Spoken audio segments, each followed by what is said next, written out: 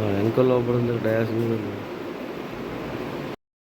చెప్తాను. అదేవిధంగా తెలంగాణ ఉద్యమాలకు వందన తెలుసుకుంటున్నాను. ఏంటంటే నేను అసలు లాస్ట్లో మాట్లాడుతున్నాను.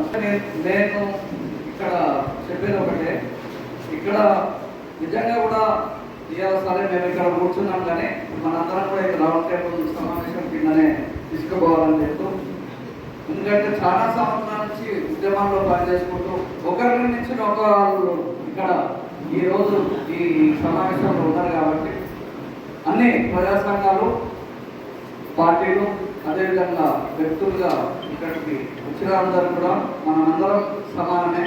సరే ముందు ఇంకా పేరు పిలిచిన అదేమి ఇబ్బంది పడద్దని మేము తెలంగాణ ఉద్యమకారులు చేసి పక్షాన్ని మనందరినీ కూడా కోరుకుంటా ఉన్నాం.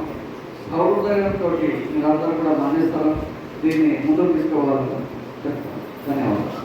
ఉద్యమంలో కూడా ముందున్నాం, అదేవిధంగా తెలంగాణ సాధించుకున్న క్రమంలో కూడా ముందున్నాం. ఇవాళ కూడా ఇంకా 10 ఏళ్ళు అప్పుడు బీఆర్ఎస్ పాలన, దాదాపు 2 ఏళ్ళు కాంగ్రెస్ పాలన. తెలంగాణ ఉద్యమకారులకు రావాల్సినటువంటి న్యాయమైన హక్కులు కోసం ఏదైతే పోరాటం జరుగుతుందో, మనం మొత్తం ఇప్పటివరకు దాదాపు 50 మీటింగ్ల పైన పెద్ద పెద్ద ఎత్తున అన్ని జిల్లాలో కూడా జరుపుకోవడం, అదేవిధంగా ఏదైతే లక్షల్లో మనం జరగబోయే ఈ ఇంద్రపాలక సభకు 10,000 మందితో కూడా సభ నిర్వహించుకోబోతున్నాం.